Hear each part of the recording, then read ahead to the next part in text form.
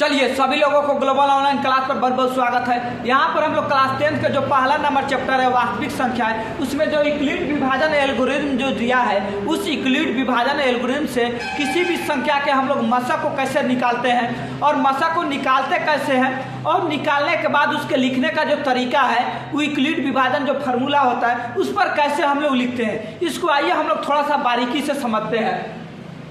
सबसे पहले यूक्लिड विभाजन जो एल्गोरिथम होता है उसका फार्मूला यही होता है, ये बराबर बी क्यू प्लस आर। ये क्या चीज है, बी क्या चीज है, क्यू क्या चीज है और आर क्या चीज है। ध्यान दीजिए, इधर मान लीजिए कि 6 से भागा आप 13 में दे रहे हैं, तो 6 से जब भागा आप 13 में दीजिएगा तो 6 से 2 बार में लगाइए, 6 से 2 बार में लगाइएगा तो 6 दूना होता है 12, शेषफल आपका मिल जाएगा 1। यानी जो ये 6 है ये आपका काम करता है बी का, आज जो ये 2 आया ये काम करता है क्यू का, आज जो ये 1 आया ये काम करता है आर का, और जो ये 13 है ये काम करता है ए का। तो देखिए तो 13 बराबर फार्मूला क्या था आपका, ए बराबर बी क्यू प्लस आर। तो ए का मान रख दिए 13, अब बी के जगह क्या रखिएगा, बी के जगह रखिएगा 6, और यहाँ पर Q, तो Q के जगह क्या है तो लिखिएगा 2, अब प्लस में यहाँ पर R के जगह क्या है 1, तो यहाँ पर रखिए 1। तो 13 बराबर 6 में 2 से गुना कीजिएगा, क्या आएगा आपका 6 दूना 12, अब प्लस में क्या रहेगा 1। तो चलिए 13 बराबर में क्या आ गया 12 को और 13 को। देखिए तो ये चीजें यहाँ पर सिद्ध हो गया कि नहीं हो गया, तो यही चीजें है। तो ए का जो काम करता है ये वाला काम करता है, बी का जो काम करता है ये वाला पार्ट काम करता है, और क्यू का जो काम करता है ये वाला काम करता है, और आर का जो काम करता है ये शेषफल आपका काम करता है। यहाँ पर हम लिख भी दिया है कि जो ए यहाँ पर जो संख्या रहता है वो ए का काम करता है, इधर वाला बी का काम करता है, इधर वाला क्यू का काम करता है, और ये वाला आपको आर का काम करता है, यानी ए बराबर बी क्यू प्लस आर। अब यहाँ पर हम लोग एचसीएफ को कैसे निकाल सकते हैं कि मान लीजिए यहाँ पर जो पहला नंबर आपको क्वेश्चन दिया रहा है 135 और 225, चलिए 135 और 225, और बोलेगा कि इसका एचसीएफ आप निकाल कर बताइए। देखिए अभी तक आप लोगों ने यही जानते होंगे कि जो बड़ा संख्या रहता है उसमें छोटे संख्या से भाग दिया जाता है, भाग का नियम भी यही है। और जो आपका यहाँ पर एचसीएफ निकालने का यूक्लिड विभाजन से जो एचसीएफ निकालने का तरीका है उसका भी तरीका यही है कि बड़े संख्या में आप छोटे संख्या से भाग लगाइए। तो बड़ा संख्या आपका 225 है, छोटा संख्या आपको 135 है, तो 135 से 225 में हम क्या करेंगे, भाग करेंगे। चलिए आइए भाग करके देखते हैं। यहाँ पर 135 से हम 225 में भाग करेंगे। चलिए यहाँ से 2 बार में नहीं कटेगा, ये कटेगा आपको 1 बार में। भाग का नियम क्या होता है कि या तो इसके बराबर आ जाना चाहिए, नहीं तो इससे कम रहना चाहिए, इसके ज्यादा नहीं रहना चाहिए। अगर इसको 2 बार में लगाते हैं तो 135 का दुगुना क्या होता है, आपको 270 हो जाएगा, तो ज्यादा हो जा रहा है 225 से 270, तो 1 बार में लगाएंगे। तो 1 बार में लगाइएगा तो यहाँ पर आएगा 125, 5 में से आपको 5 जाएगा तो बचेगा 0। चलिए यहाँ पर बचा आपका 2, तो 2 में से तो 3 जाएगा नहीं, तो यहाँ पर से 1 दहाई लीजिए, दहाई लीजिएगा तो ये बन जाएगा आपका 12, 12 में से आपका 3 जाएगा तो क्या बचेगा आपका 9 बचेगा, और यहाँ पर बच गया 1, 1 में से 1 जाएगा तो 0। लिखिए या मत लिखिए उससे कोई मतलब नहीं है।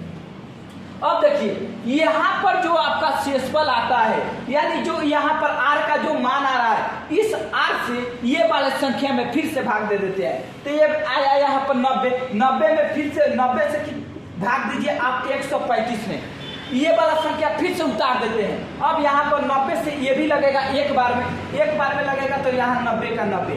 चलिए 135 में से 90 को घटाइएगा तो यहाँ पर कितना आएगा आपका 45 आएगा, अभी भी ये कटेगा।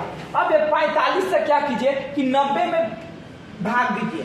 चलिए 45 से 90 में भाग देते हैं तो कितना बार में कटेगा, 2 बार में, 2 बार में कितना आ जाएगा 45 दूना होता है 90, ये सब आपका कट गया। देखिए तब तक इसको लिखते रहना है जब तक ये कट के शेषफल पूरा 0 ना आ जाए। जब ये शेषफल कट के पूरा 0 आ जाए उसी समय जिस संख्या से शेषफल कट के पूरा 0 आता है वही इसका एचसीएफ कहलाता है। ये आपको 45 से कट के इसका शेषफल 0 आया है तो इसका एचसीएफ क्या होगा 45 होगा, यानी इसका एचसीएफ जो होगा वो आपको कितना होगा, ये आपको 45 होगा। अब इसको यूक्लिड विभाजन एल्गोरिथम पर लिखना है। तो चलिए पहला स्टेप में लिखिएगा यहाँ पर 225। और 225 बराबर क्या लिखेगा 135 गुने में 1 और प्लस में 90। चलिए बराबर में 100 जो 35 होगा ये आपका बी का काम करेगा। और यहाँ क्यू का काम कौन कर रहा है, 1 काम कर रहा है तो 1 लिखिए। और यहाँ आर का काम कौन कर रहा है 90, तो यहाँ पर 90 लिखिए। ये हुआ पहला नंबर स्टेप। दूसरा नंबर स्टेप ये भी तो भाग है तो इसको भी तो लिखिएगा। तो ये सबसे पहले ए का मान, तो ए का मान ये होता है तो 135 लिख दीजिए ए का मान। और यहाँ पर 90 होगा जो बी का काम करता है, I1 होगा जो आपको क्यू का काम करता है। तो बी क्यू यहाँ पर लिखा गया बी गुने क्यू प्लस में आर। तो चलिए 90 और गुने में 1 लिखिए। तो 90 और गुने में 1 और प्लस में क्या लिखिएगा आपका शेषफल 45 आया है तो 45 लिखिए। चलिए ये आपको सेकंड नंबर स्टेप लिख दिए। उसके बाद ये वाला भाग को स्टेप को लिखना है। तो चलिए ए का काम कौन कर रहा है 90, ये बराबर बी क्यू प्लस आर को हम लिख रहे हैं। तो ए का काम कौन कर रहा है आपको 90 कर रहा है, अब बी का काम यहाँ पर 45 कर रहा है, क्यू का काम 2 कर रहा है और आर का काम क्या कर रहा है ये आपको 0 कर रहा है। यानी शेषफल कितना आया है यहाँ पर 0 आया है। तो चलिए यहाँ पर 90 अब बराबर में क्या लिखिएगा 45 गुने में 2 और प्लस में क्या लिखिएगा 0। तो जब तक ये शेषफल 0 ना आए तब तक इसको भाग को लगाते रहना है।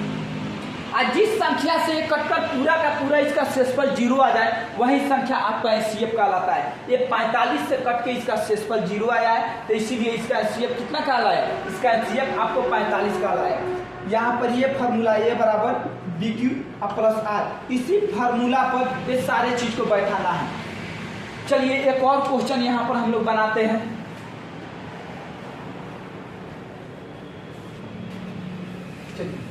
मान लीजिए कि यहाँ पर 37 दिया रहा है और 37 में 37 और 3 दिया रहा है और पूछेगा कि 37 और 3 का आप एचसीएफ बताइए कि एचसीएफ क्या होगा। तो चलिए 3 से भाग दीजिए तो 37 में। तो चलिए अब ऐसा नहीं कि वो भाग वाला काम करेंगे, यहाँ पर 37 के नजदीक तक पहला पढ़िए। तो 3 से अगर 12 बार में लगाते हैं तो 12 3 क्या होता है 36, इसमें से घटेगा तो 1 बचेगा। अब 1 से फिर 3 में भाग लगाइए तो 3 को इधर लिखिए और 1 से भाग लगाइएगा तो 3 बार में ये 3 ये पूरा कट जाएगा, आपका शेषफल यहाँ पर आ गया 0। तो इसका एचसीएफ क्या होगा आपका 1 होगा, क्योंकि 1 से कट के इसका आपका जो शेषफल है वो 0 आया है। एचसीएफ इसका हो जाएगा आपका 1।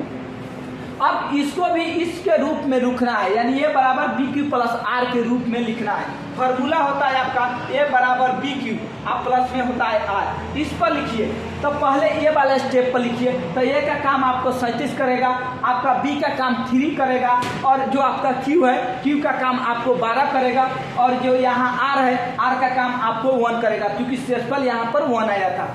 तो ए की जगह कितना लिखिएगा 37 का 37 और यहाँ पर बी, तो बी की जगह क्या लिखिएगा 3 और क्यू, तो क्यू की जगह क्या लिखिएगा 12 और शेषफल क्या आया था 1, तो यहाँ पर लिख दीजिए 1।